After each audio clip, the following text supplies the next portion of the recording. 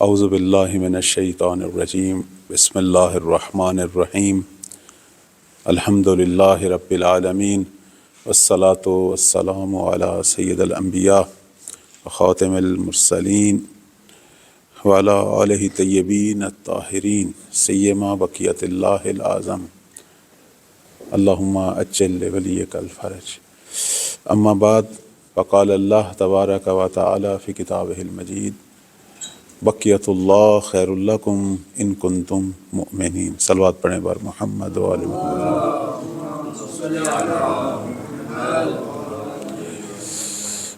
قرآن مجید کے اندر امام مہدی علیہ السلام کے القابات میں سے ایک لقب جسے ہم قرآنی لقب کہتے ہیں وہ بقیت اللہ ہے۔ بقیت اللہ یعنی ذخیرہ الہی، بقیت اللہ یعنی باقی ماندہ، یعنی پروردگار نے جتنی حجتیں زمین پر بھیجی ان میں سے ایک حجت باقی ہے۔ اس اعتبار سے ہم کہتے ہیں بقیت اللہ، یعنی 1,24,000 پیغمبر، اسی طرح ان کے اوصیاء، تو یہ ساری الہی حجتیں ہیں، تو ان سب حجتوں میں سے ایک حجت جو ہے وہ باقی ہے۔ بعض علماء کہتے ہیں کہ اس سے مراد ذخیرہ الہی ہے۔ بقیہ جو ہے یعنی اس چیز کو کہتے ہیں کہ جسے خاص مشکل وقت کے لیے انسان ذخیرہ کرے، جیسے انسان کوئی مال جو ہے وہ ذخیرہ کر کے رکھتا ہے، اسے بھی ہم کہتے ہیں بقیہ۔ تو اس اعتبار سے بھی امام زمان علیہ السلام کا یہ لقب درست ہے کہ اللہ نے اس حجت کو ذخیرہ کر کے رکھا ہے، چونکہ جسے ذخیرہ کر کے رکھتے ہیں اسے مخفی کر کے رکھتے ہیں، چھپا کے رکھتے ہیں، تاکہ جب اس کا ٹائم آئے ضرورت کا اس وقت اسے ظاہر کیا جائے۔ تو بقیت اللہ یعنی یہ وہ حجت ہے جسے اللہ نے غیبت کے پردے میں چھپا کے رکھا ہے کہ جب اس کا وقت آئے گا اس وقت خدا اپنی حجت کو آشکار اور ظاہر کرے گا۔ اس لیے کہتے ہیں کہ بقیت اللہ سے غیبت بھی سمجھی جاتی ہے۔ اور بالآخر امام نے ظہور کرنا ہے، اور کہتے ہیں جب مولا کا ظہور ہوگا اس وقت دنیا جو ہے مولا کو اس لقب سے پکارے گی، یعنی مومنین جب امام کی خدمت میں پہنچیں گے زمانہ ظہور میں، کہیں گے کہ اس طریقے سے سلام کریں گے۔ البتہ یہ روایت ہے، معصوم نے فرمایا ہے، فرماتے ہیں اس طریقے سے قائم کو سلام کیا جائے گا کہ السلام علیک یا بقیت اللہ فی ارضہ، کہ سلام ہو آپ پر اے اللہ کی باقی ماندہ حجت زمین پر۔ تو بقیت اللہ یہ وہ قرآنی لقب ہے کہ جو زمانہ ظہور میں مومنین جو ہیں وہ مولا کی زیارت اور سلام کے وقت جو ہے اس لقب سے استفادہ کریں گے۔ چونکہ بات ظہور کی ہو رہی ہے، یہ ایک عمومی طور پر سوال ہے کہ بالآخر ظہور کب ہوگا؟ ہمارے ائمہ علیہم السلام نے ظہور کی کچھ نشانیاں بیان کی۔ کچھ نشانیاں جو ہیں وہ حتمی ہیں، یعنی ہر صورت میں ظاہر ہونی ہیں۔ کچھ نشانیاں غیر حتمی ہیں، یعنی ممکن ہے ظاہر ہوں، ممکن ہے ظاہر نہ ہو۔ جیسے دجال کہتے ہیں یہ علامت غیر حتمی ہے، ممکن ہے ظاہر ہو یا ظاہر نہ ہو۔ سورج کا مغرب سے طلوع ہونا یہ علامت غیر حتمی ہے، ممکن ہے ظاہر ہو، ممکن ہے نہ ہو۔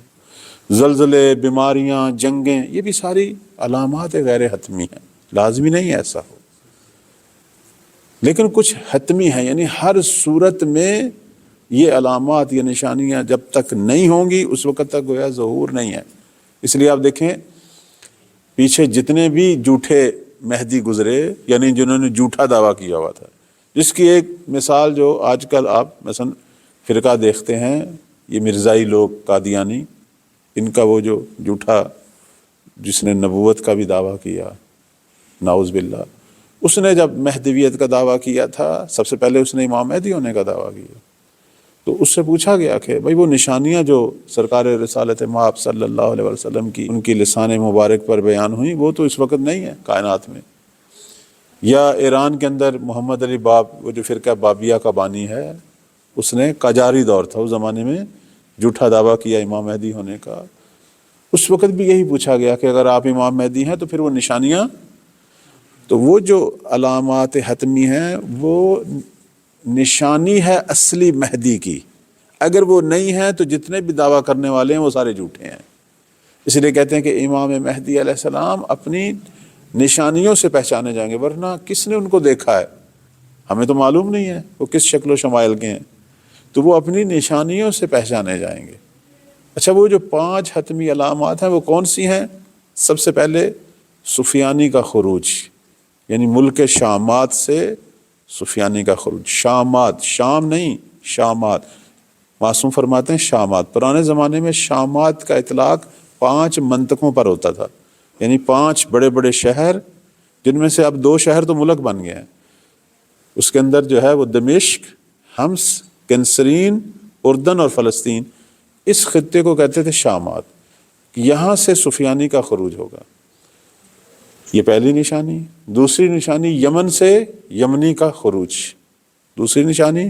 تیسری ماہ رمضان میں، بعض کہتے ہیں ماہ رجب، آسمان سے ندا کا آنا کہ جس میں امام زمان علیہ السلام کی بشارت ہوگی، یہ تیسری نشانی ہے۔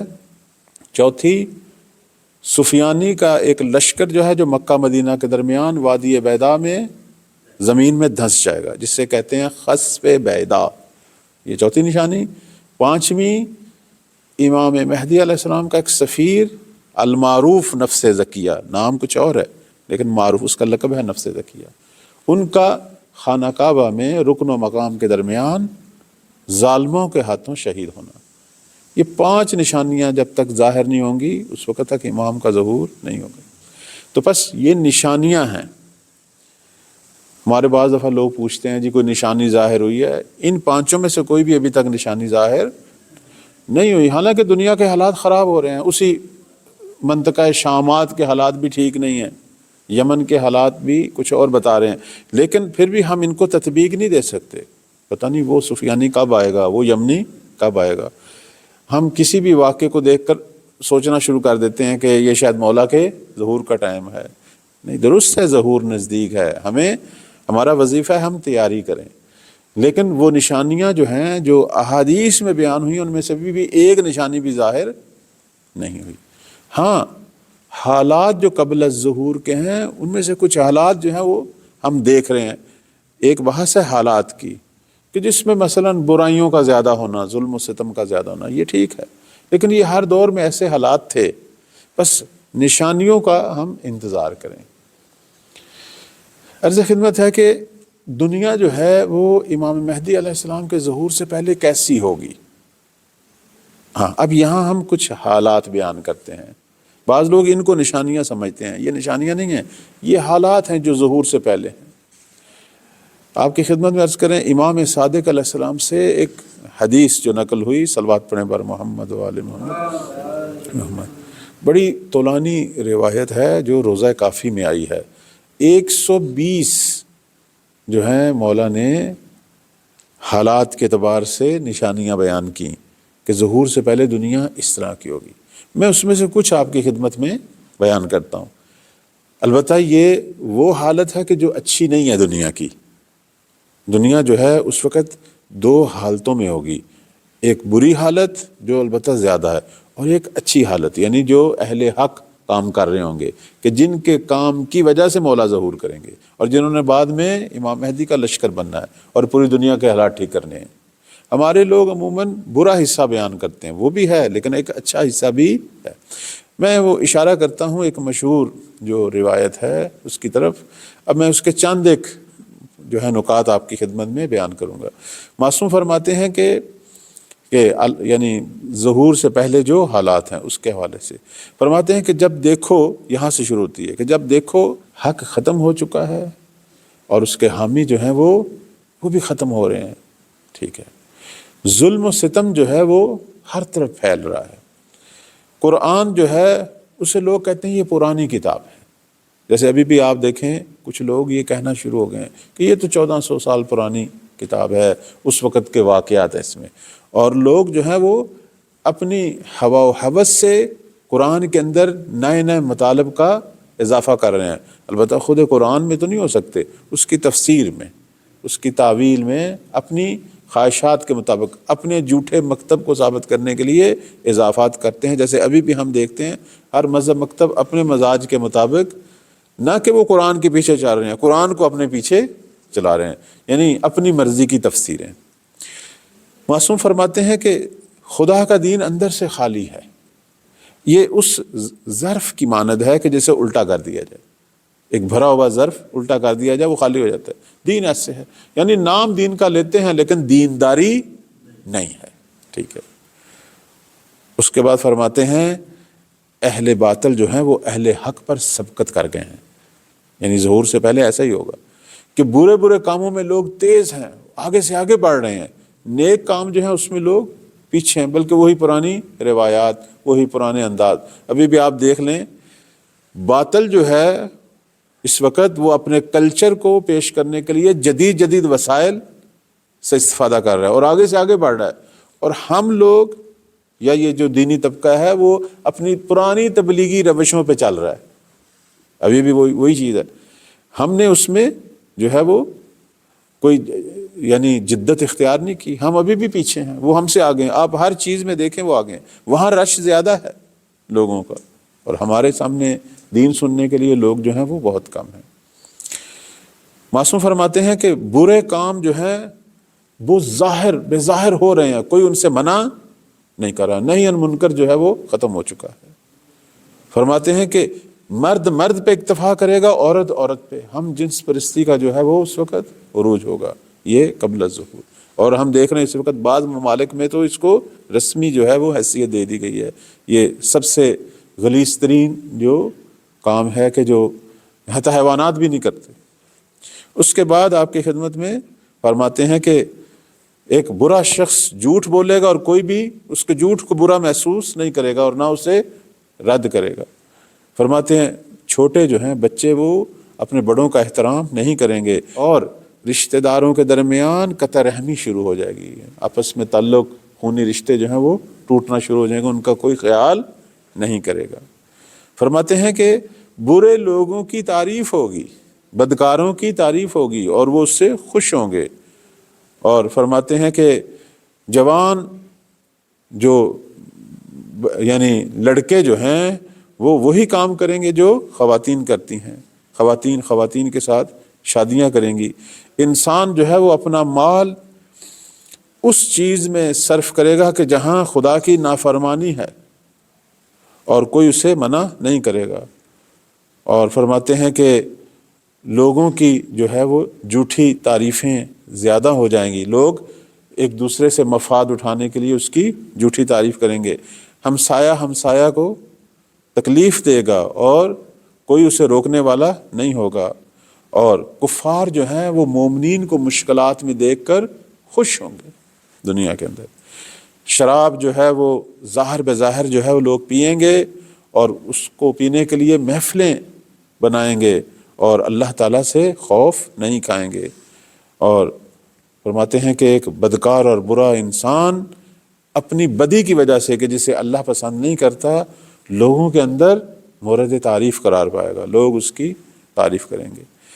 اہل قرآن اور جو واقعاً قرآن کو چاہنے والے ہیں انہیں ذلیل و خوار کیا جائے گا، اور نیک راہیں بند ہونا شروع ہو جائیں گی اور بری راہیں کھلنی شروع ہو جائیں گی۔ ابھی آپ دیکھیں بعض حکومتیں، مسلمان حکومتیں یہ کام کر رہی ہیں کہ نیک راہیں جن میں لوگوں کی تربیت ہے، اصلاح ہے، جس میں مسلمانیت ہے، اس کو ختم کر رہے ہیں، اور عجیب عجیب کام، قمار بازیاں، کلب، یعنی ایسے مسلمان ملک جہاں ایک زمانے میں بظاہر دین نظر آتا تھا، اب وہاں فسق و فجور عام ہو رہا ہے اور دینداروں کو روکا جا رہا ہے۔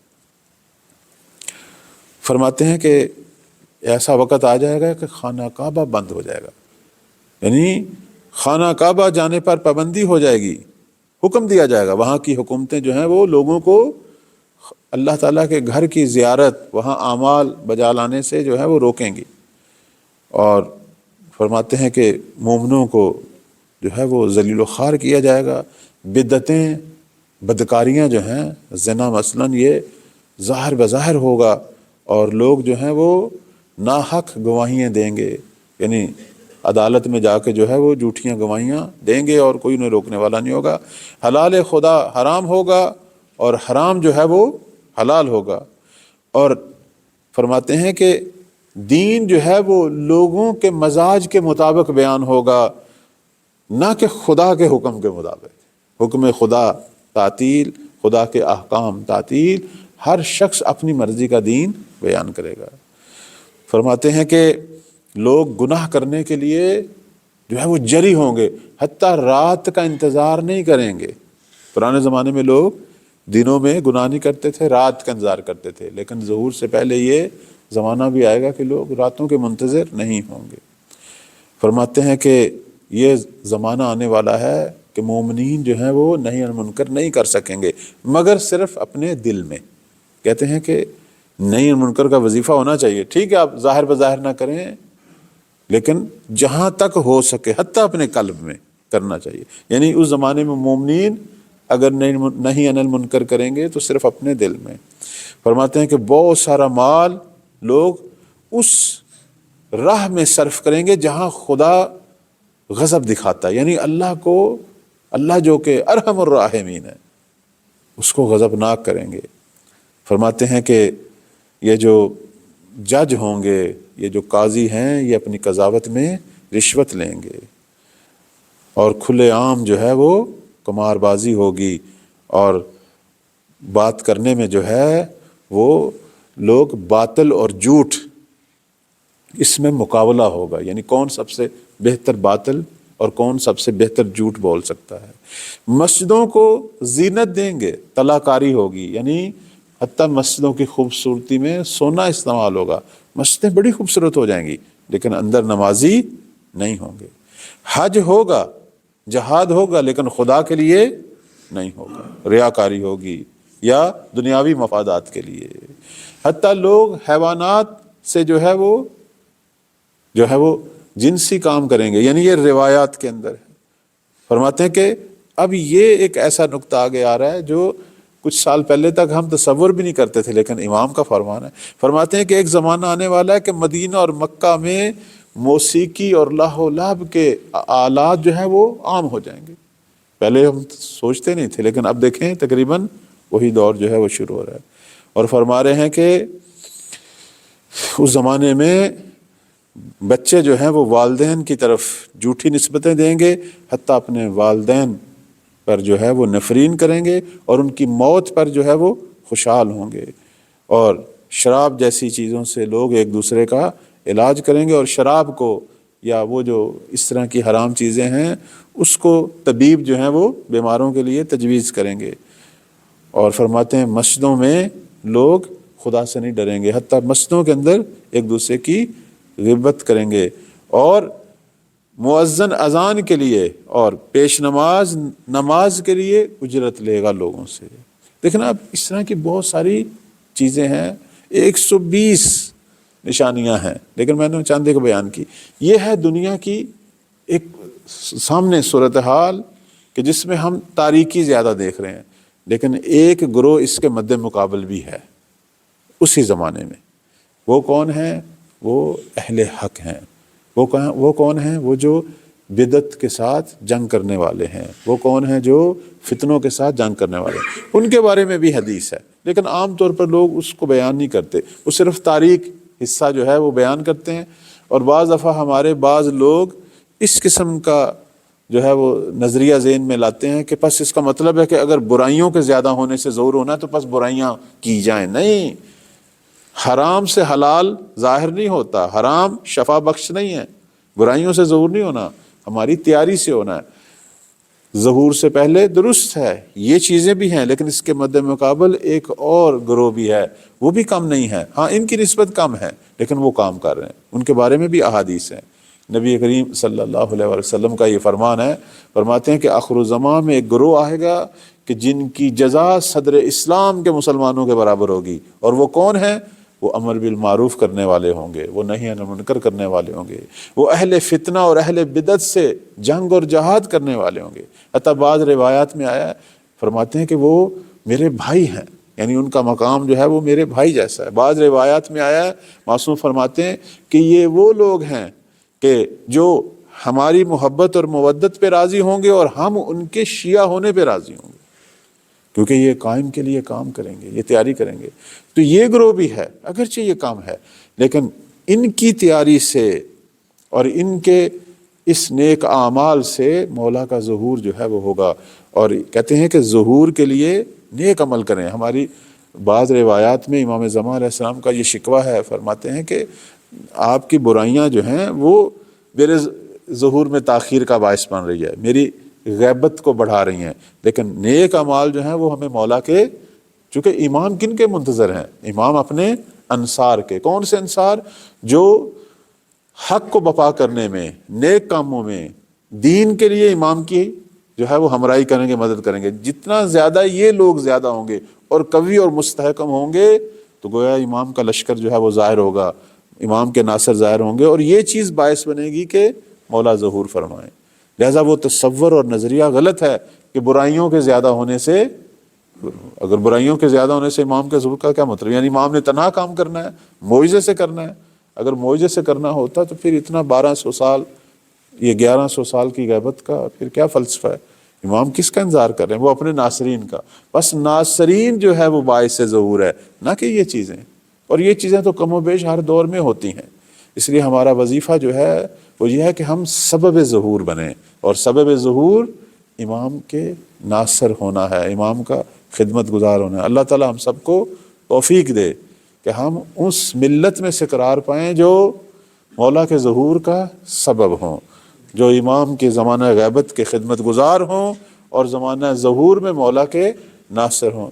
پروردگارہ ہمارا یہ مختصر سا پروگرام اپنی بارگاہ میں قبول و منظور فرما، ہمارے گناہوں کو معاف فرما، ہم سب کو امام مہدی کی سپاہ کا حصہ بنا۔ پروردگارہ بحق محمد وآل محمد ہم سب کو مولا امام زمان کی زیارت کا شرف حاصل فرما، ہم سب کو امام زمان کی نگاہوں میں قرار دے، مولا امام زمان کی دعاؤں میں قرار دے۔ اللہم تقبل منا انک انت السمیع العلیم برحمتک یا ارحم الراحمین۔